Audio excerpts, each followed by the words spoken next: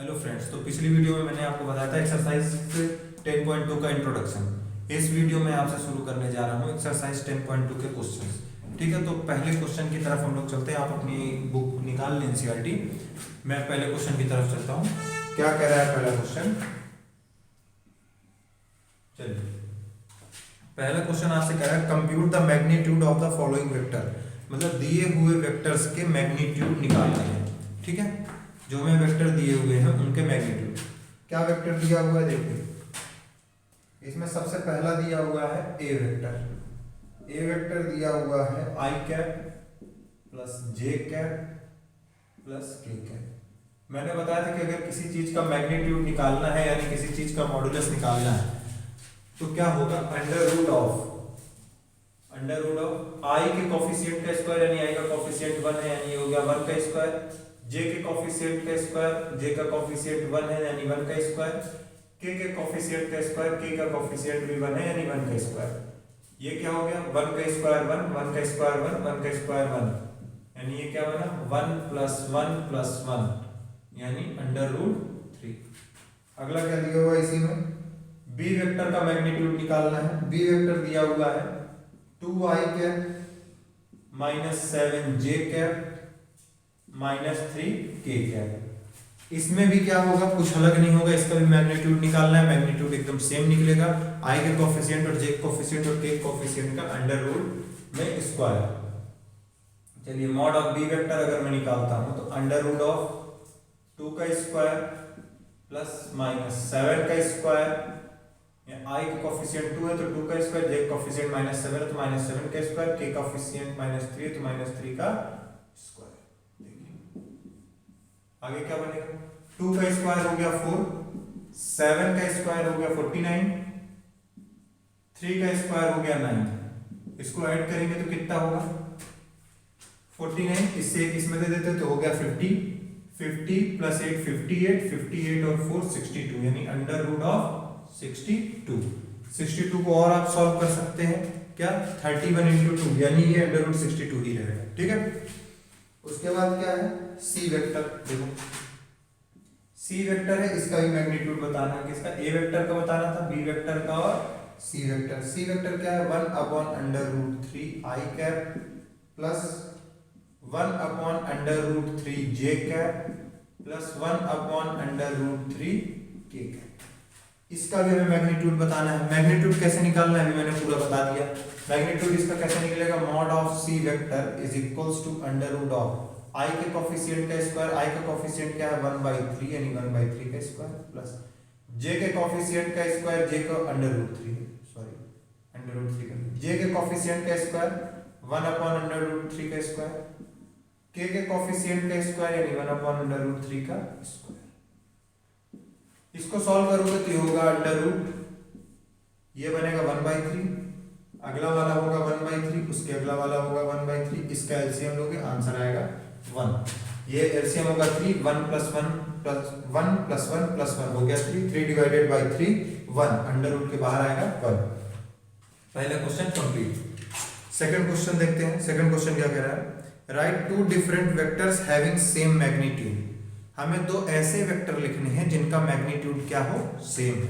ठीक है, मैग्नीट्यूड क्या होता है, परिमाण, यानी ऐसे दो सदिश लिखने हैं जिनका मैग्नीट्यूड यानी उनका परिमाण सेम है। तो देखो भाई क्या होता है, मान के चलो मैं एक लिख देता हूं आई वेक्टर, एक लिख दे रहा हूं प्लस 2j वेक्टर, एक लिख दे रहा हूं माइनस 3k वेक्टर। ये हो गया एक वेक्टर ए वेक्टर। एक वेक्टर मैं लिख दे रहा हूं, देखो एक वेक्टर कोई भी लिख दो, उसके बाद कोफिशिएंट को आगे पीछे कर लो, कहीं भी कुछ भी लिख दो, मैग्नीट्यूड सेम आएगा। जैसे बी वेक्टर में मान के चलो मैं जे का कोफिशिएंट आई वाले के साथ लिख दे रहा हूं यानी 2i कैप, आई का कोफिशिएंट मैं के वाले के साथ लिख दूंगा तो के का कोफिशिएंट मैं जे वाले के साथ लिख दे रहा हूं माइनस 3j कैप प्लस के कैप। देखो कोफिशिएंट का इंटरचेंज किया है, किसी का कहीं भी किसी के साथ भी इंटरचेंज कर दो मैग्नीट्यूड सेम ही आएगा। नहीं है, देख लो मैं एक वेक्टर कोई भी लिखूं उसके बाद कोफिशिएंट्स का इंटरचेंज कर दो। अब देखो मॉड ऑफ ए वेक्टर अगर मैं कहूं तो ये क्या होगा, under root of A vector में आई का कोफिशिएंट यानी 1 1 का स्क्वायर, जे का कोफिशिएंट 2 यानी 2 का स्क्वायर, के का कोफिशिएंट -3 यानी -3 का स्क्वायर। देखो 1 का स्क्वायर 1, 2 का स्क्वायर 4, 3 का स्क्वायर 9। ये तो अगर 9 और एक 10, 10 4 14 यानी अंडर रूट ऑफ 14। ठीक है। अगला क्या है mod of b vector. Mod of b vector क्या होता है, अंडर रूट, ये भी आई के कोफिशिएंट यानी आई का जो साथ में लिखा हुआ है नंबर उसका स्क्वायर यानी ये हो गया 2 का स्क्वायर प्लस जे के साथ जो नंबर लिखा हुआ है यानी -3 का स्क्वायर, के साथ जो नंबर लिखा हुआ है यानी 1 इसका स्क्वायर। 2 का स्क्वायर हो गया 4, 3 का स्क्वायर हो गया 9, 1 का स्क्वायर हो गया 1। ये क्या बनेगा 9 और एक 10, 10 और एक 14, अंडर रूट 14 दोनों सेम है। यानी कोई भी एक वेक्टर लिखो उसके बाद उनके कंपोनेंट्स इंटरचेंज कर दो, मैग्नीट्यूड हमेशा सेम आएगा। ठीक है, आगे देखो तीसरा क्वेश्चन क्या कह रहा है। Question number 3, write two different vectors having same direction. देखो ये वाला क्वेश्चन बहुत आसान होता है। ऐसे दो वेक्टर लिखो जिनकी दिशा एक हो, समझ रहे, ऐसे दो सदिश लिखो जिनकी दिशाएं एक हो। मान के चलो ये तीसरा वाला क्वेश्चन है, इसमें ए वेक्टर मैं लिख दे रहा हूं आई कैप प्लस जे कैप प्लस के कैप। कोई बी वेक्टर मैं लिख दे रहा हूं, उसमें लैम्डा का मल्टीप्लाई कर दूंगा आई कैप प्लस जे कैप प्लस के कैप। ठीक है, और डायरेक्शन सेम करनी है, लैम्डा छोड़ दो, मैं कहीं बता देता हूं, किसी भी नंबर का मल्टीप्लाई कर दो 2 3 4 5 6 7 प्लस के नंबर का करना, बस इनका मल्टीप्लाई कर दोगे जो वेक्टर बनता है वो हमेशा एक ही दिशा वाला होता है। तो ये जो बी वेक्टर होगा इसकी डायरेक्शन सेम होगी, दो का अंदर गुणा हो जाएगा यानी 2i cap plus 2j cap plus 2k cap. ठीक है, उसके बाद क्वेश्चन नंबर 4 क्या कह रहा है, find the value of x and y so that vectors 2i plus 3j and xi cap plus yj cap are equal. यानी x और y की वैल्यू बताओ जब दिए हुए वेक्टर इक्वल है। इक्वल मैंने बताया था कि कैसे होंगे, डायरेक्शन भी सेम यानी उनकी दिशा भी सेम और मैग्नीट्यूड भी सेम यानी परिमाण भी सेम। देखो भैया फोर्थ वाला क्वेश्चन क्या कह रहा है, 2i कैप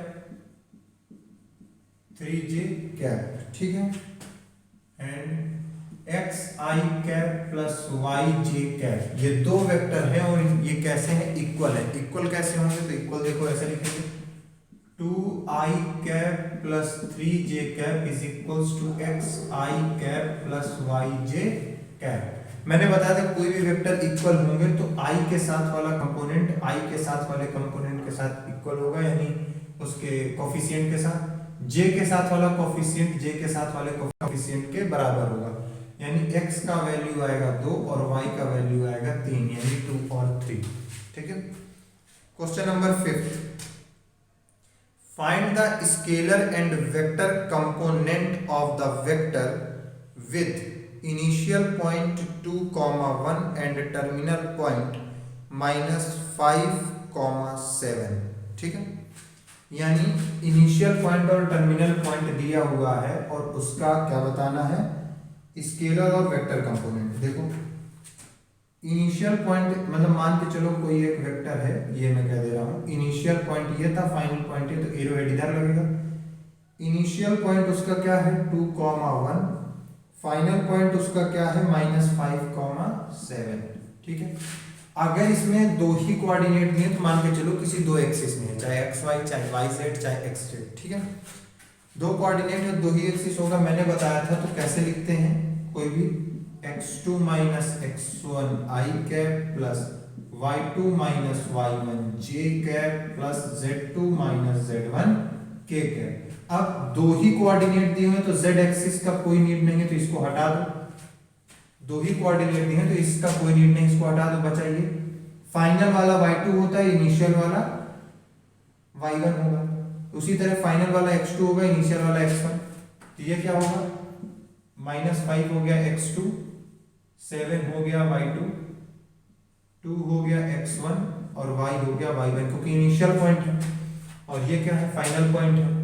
ठीक है, वैल्यू लिखो, x2 की जगह -5, x1 की जगह बीच में लगाया माइनस, ये लिखा 2 हो गया i कैप प्लस y2 की जगह लिखो 7, y1 की जगह माइनस लगा के लिखो 1 हो गया j कैप, -5 -2 हो गया -7 i कैप प्लस 6jk, ये बना वेक्टर।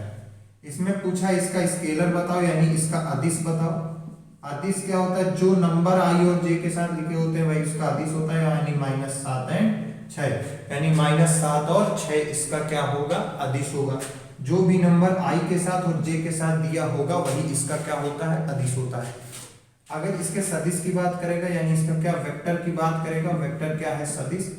अगर इसके सदिश की बात करता है तो क्या होगा, -7i cap and 6j cap. Vector तभी है जब डायरेक्शन है, और डायरेक्शन क्या, i j डायरेक्शन बता रही होती है। i क्या x एक्सिस वाला, j क्या y एक्सिस वाला। तो क्या है, ये कंपोनेंट i और j के साथ आएगा और इसमें केवल नंबर्स आएंगे। ठीक है, अगला क्वेश्चन आगे की तरफ बढ़ रहे हैं। 6वां question, find the sum of vectors, A vector B vector C vector दिए हुए हैं, इनके सम बताने। सम में मैंने क्या बताया था, i वाला कंपोनेंट i वाले कंपोनेंट के साथ जुड़ेगा, j वाला कंपोनेंट j वाले कंपोनेंट के साथ जुड़ेगा, k वाला कंपोनेंट k वाले कंपोनेंट के साथ जुड़ेगा। अगर ये वाली बात समझ पाए हो तो वीडियो पॉज करके पहले इसका सॉल्यूशन देखना। क्वेश्चन नंबर 5 के बाद 6 देखो,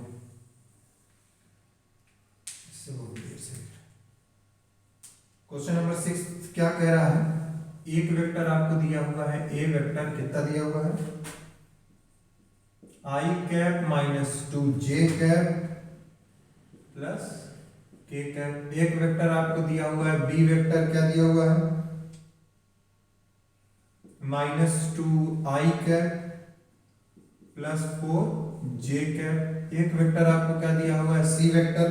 सी वेक्टर क्या है, i cap -6j cap -7k cap.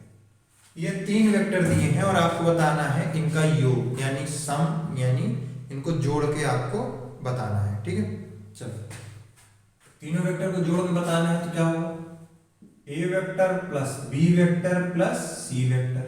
A vector क्या है, ये i cap -2j cap plus k cap, i cap लिख लिया प्लस, ये लिखो -2i cap plus 4j cap.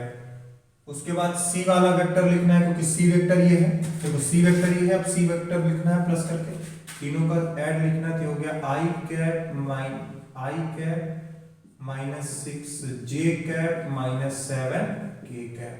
ठीक है, i वाला i के साथ, j वाला j के साथ, k वाला k के साथ। i का कोफिशिएंट 1, i का कोफिशिएंट -2, i का कोफिशिएंट 1, कोई दिक्कत, तीनों i के कोफिशिएंट लिख दिए, हो गया i कैप। अब बीच में लगाया प्लस। अब देखो j का कोफिशिएंट लिखना है, j के साथ वाले नंबर, j के साथ क्या है -2 पहला, j के साथ क्या है, इसमें k नहीं, बी वेक्टर में k नहीं है क्या, 5k, यहाँ पे क्या लिख लेना 5k, इसमें क्या है 5k। ठीक है, मैं भूल गया। j के साथ क्या है 4k प्लस 4 प्लस 4, इधर j के साथ क्या है -6 लिख दिया, बाहर लिखे j कैप प्लस। अब हमें क्या लिखना है, k कैप वाली सारे कोफिशिएंट की वैल्यू। k कैप का पहला क्या है, ये 1, अगला क्या है k के साथ, ये हो गया 5, अगला क्या है k के साथ -7, ये हो गया k। देखो 1 और 1 2, 2 प्लस का 2 और माइनस का 2 हो गया 0, तो 0i कैप प्लस -6 -2 -8 और -8 प्लस 4 हो गया -4, तो ये क्या बना -4j कैप। अगला 5 और 1 6 हो गया, 6 में -7, ये हो गया -1k कैप, यानी ये क्या बना 0i cap -4j cap -k cap. ये है a vector plus b vector plus c vector. ठीक है, तो मेरे ख्याल से देखो कुछ नहीं करना होता, i वाले के साथ i वाले का, j वाले के साथ j वाले के कंपोनेंट्स, k वाले के साथ k वाले के कंपोनेंट, सबको आपस में जोड़ दो, हो गया a vector plus b vector plus c vector. एकदम आसान सा है। अब हम बात करते हैं क्वेश्चन नंबर 7 की। क्वेश्चन नंबर 7 कह रहा है find the unit vector in the direction of the vector, A vector दिया हुआ है, यानी एकांक सदिश निकालो किसकी दिशा में, ए वेक्टर की दिशा में, यानी ए सदिश की दिशा में। देखो क्या है question number 7, a vector is equals to i cap plus J cap plus 2 के कैप। ठीक है, ए वेक्टर क्या दिया हुआ है, I cap plus J cap plus 2 के कैप। ठीक, यूनिट वेक्टर कैसे निकालते हैं, यूनिट वेक्टर होता है ए कैप और ए कैप का फॉर्मूला होता है A vector upon mod of A vector. A vector क्या है, उठा के वैल्यू लिखो, क्या है, I cap plus J cap plus 2 के cap upon mod of A vector क्या होगा, अंडर रूट ऑफ आई के कोफिशिएंट का स्क्वायर, यानी आई के साथ क्या है 1 का स्क्वायर, जे के साथ क्या है 1 का स्क्वायर, के के साथ क्या है 2 का स्क्वायर। ये कैप क्या निकला, आई कैप प्लस जे कैप प्लस 2 के कैप अपॉन अंडर रूट 1 का स्क्वायर हो गया 1, ये 1 का स्क्वायर हो गया 1, ये 2 का स्क्वायर हो गया 4, 4 और 5 और 6 यानी हो गया 6, ये हो गया i cap plus J cap plus 2 के cap upon under root of 6। ये हमारा निकल गया ए कैप, और यही क्या है हमारा यूनिट वेक्टर। ठीक है, यही क्या है यूनिट वेक्टर। कैसे था, ए वेक्टर क्या होगा, इसका unit vector a cap is equals to a vector upon mod of A vector. A vector की वैल्यू लिखी, मॉड निकाल दिया, मॉड को सॉल्व कर दिया, जो आया यही क्या है यूनिट वेक्टर। मेरे ख्याल से ये भी क्लियर हो गया होगा। ठीक है, अब हम बात करेंगे क्वेश्चन नंबर 8 की। क्वेश्चन नंबर 8 क्या कह रहा है, find the unit vector in the direction of p q where p and q are the points दिए हुए हैं। ठीक है, क्या कह रहा है, पी क्यू की डायरेक्शन में यूनिट वेक्टर निकालना है। तो पहले पी क्यू निकाल लो, और जो पी क्यू आएगा उसका यूनिट वेक्टर निकाल लेना, बस इतनी सी बात है। तो इसको पहले पूरा नोट कर लो, उसके बाद मैं पूरा रफ करता हूँ, रफ करने के बाद फिर आगे का बताता हूँ। ठीक है।